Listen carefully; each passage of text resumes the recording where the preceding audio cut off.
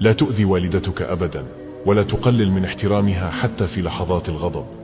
تذكر أنها الوحيدة التي أحبتك قبل أن تتنفس، حملتك لأشهر وتحملت الألم لتجعلك في هذا العالم. هل يمكنك تخيل عمق هذا الحب؟ ضحت بحلمها من أجل أن تحقق أحلامك. هل سبق لك أن نظرت في عينيها ورأيت صلواتها الصامتة وهمومها الخفية؟